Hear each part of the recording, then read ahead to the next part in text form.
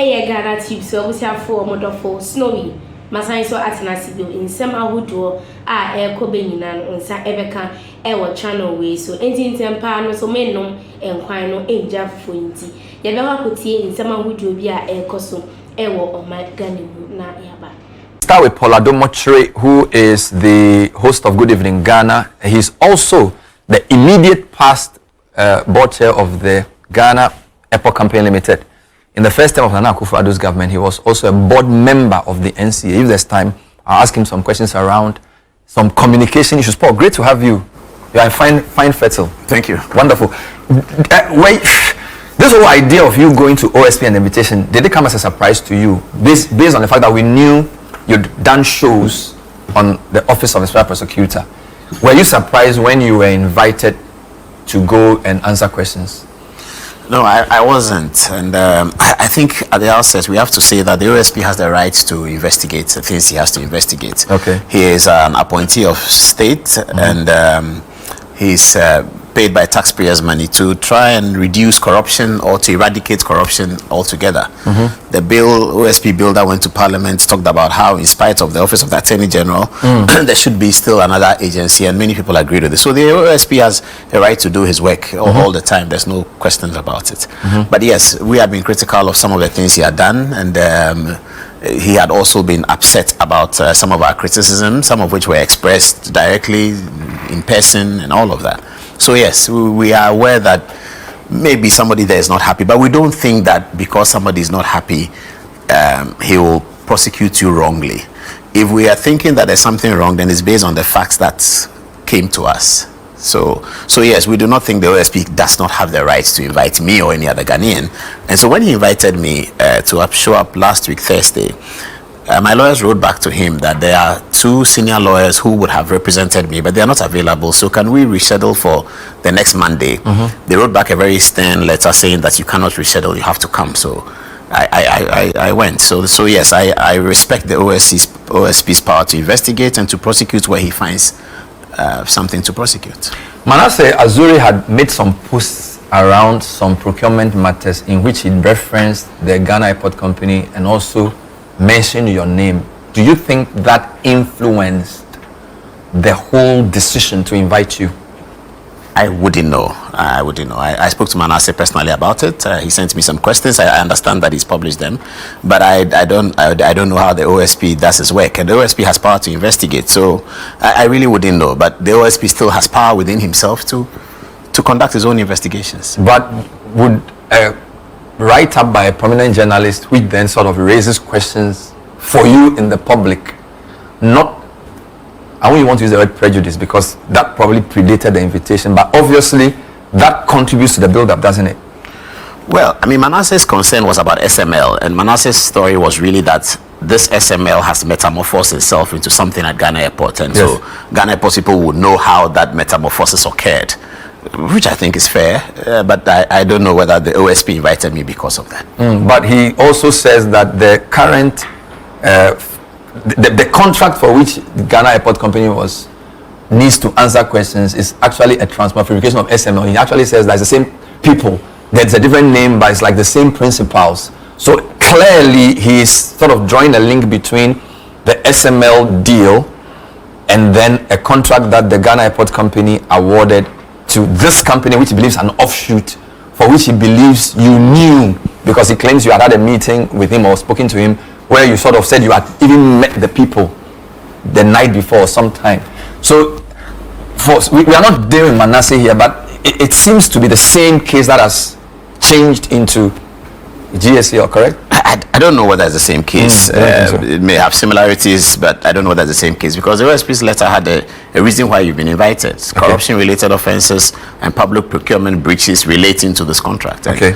It's straight and fair. It doesn't make any reference to any investigations by journalists. But do they establish why, as board chair, you should have any questions to answer on a deal like this?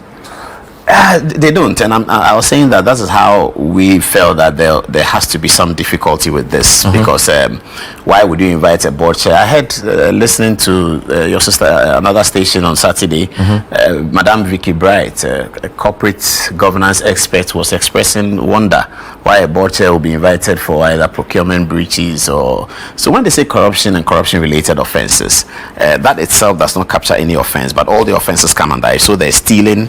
There's causing financial loss to the state. Clearly, this is not a matter of causing financial loss to the state, because no money had been paid, no loss had been occasioned, absolutely no money had been paid.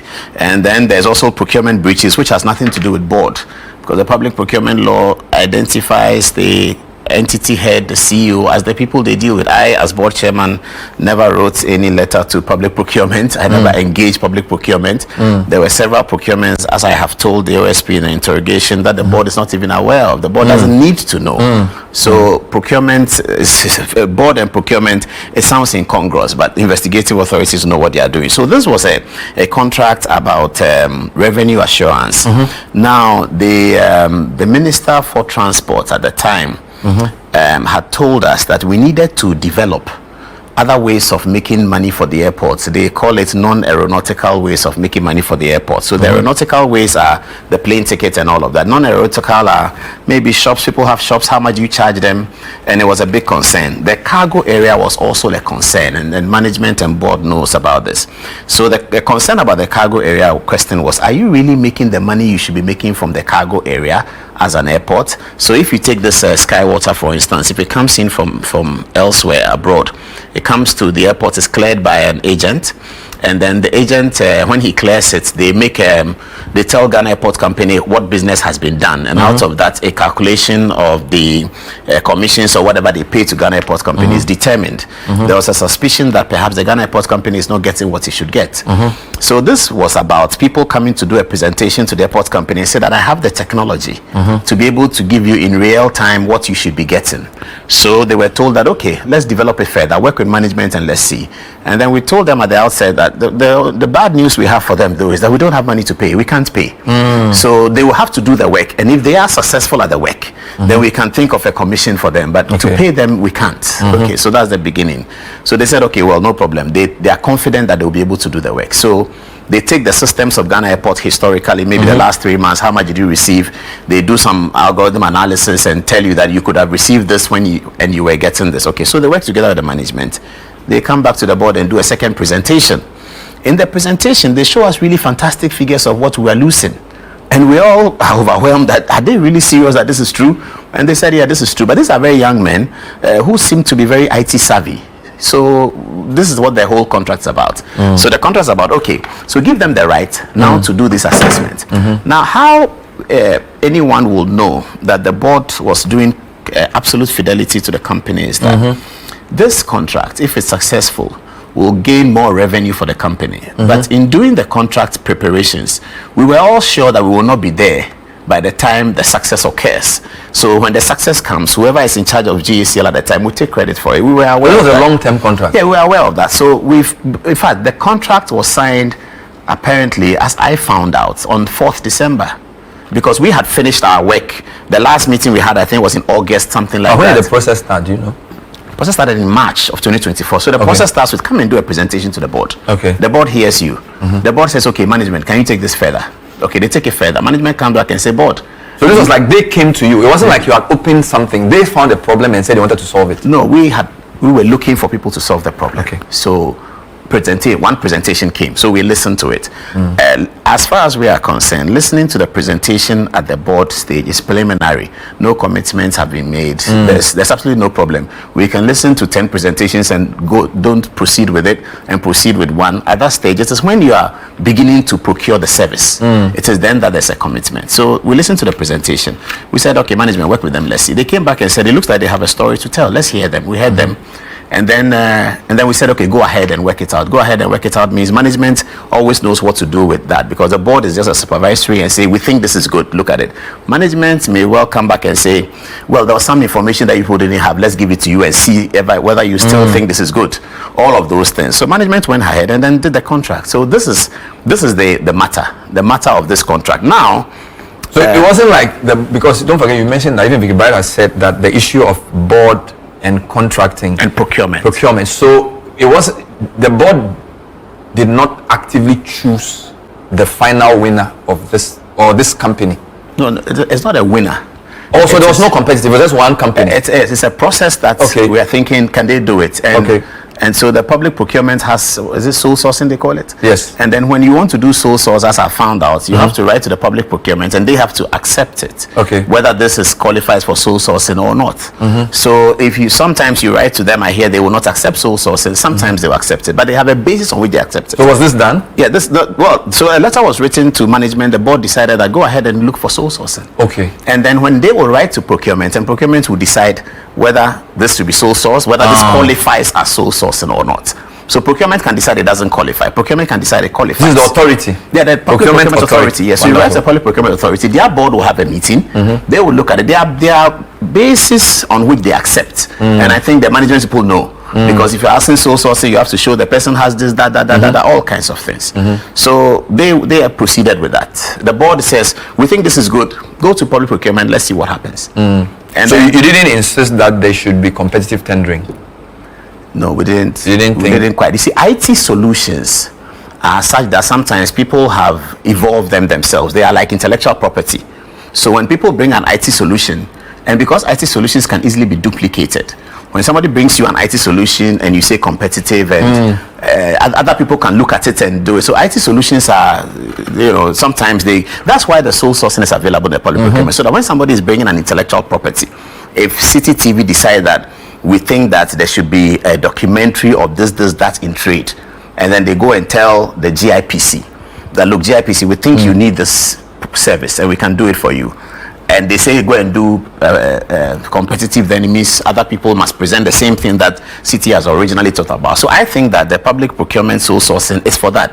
And the sole sourcing is not automatic. The public procurement must agree that this qualifies for sole sourcing. So once the public procurement authority agrees, you are on all fours because it's their decision. It's their decision. Or your proposal and they recommend or not. It's their decision. They it's agree the public or not. procurement's decision to agree or not. It's not that we can say we want sole source and they'll say no, you can't have it based on that and that. And they not. And that process was gone through by the management. That's nothing to do with the board. So the only thing the board did was to listen to the people and say that go ahead with them. Okay. And you can do sole sourcing. I see. So they write to. I don't even know when they are writing this, reference the board. But the first engagement public procurement has with any process like that is the letter from the management saying that this is where we are. So that was done. And up until then, and indeed up until now, no money has been spent. And that there's a statement from the company just last week saying that absolutely no money has been spent on the contract. The Ghana Airport Company hasn't paid this company for any service? Ghana Airport Company, under the what we approved, is not supposed to pay them.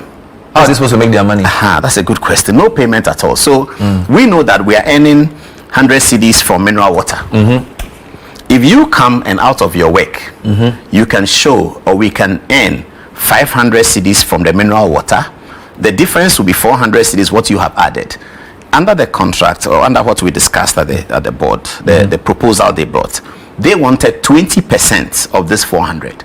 The board said, no, that's too high. You can have 16%. So this was the clarity that the board gave to us going to sole sourcing. So this is so no money is paid, no money. So if you can show truly that your systems have made us end this, and if the system make us end, we will all know, because they were saying that in real time they can tell the company how much you should be expecting, so that if the people come and they are saying something else, then we can reconcile with the data and show them that this is what. So this is what it's about. That's why no payment is involved. Absolutely no payment. Were they able to increase your revenue? That's a good question again, because we left on January 8th. And they began the process to demonstrate to the airport sometime in March 2025. Yes, because the contract was signed on December 4th, as I was told. In fact, board members didn't know, but it doesn't matter. The contract was signed on December 4th. December 7th was the election. After December 7th, I think we held a concluding board meeting, something like that, with a lot of hostility on the ground, as you imagine what happened at that time. But the management team was still in place? Management is still in place, absolutely still in place. And then we left on January 8th because a directive came from the secretary to the president that all boards must leave. So we all resigned out. But the management was still working? The management was still working. So and they decided to continue the process? The contract has been signed. So apparently the people started doing this going through the processes to tell that they are still doing that. They have not gotten to the point where they can show that we have earned this and you give us this. They have not gotten to that point. And letter said no money has been spent. So this is the matter of money spending. Absolutely nothing. Zero. I think you've given us enough. Yeah, how about here in some ekoso ewo on my for comment ehukimi ewo comment section na menjebre enkinkan farmer of fe make I will be say aha Ghanatube so open some ahodo any akese a fa wani twemu ewo channel we so there more reason obetimi nya nsem no and as obetimi attend ya ekoso quickly no is by subscribing and also hitting on the notification bell. I was for Modofo Snowy, Sisi Ade, Macram.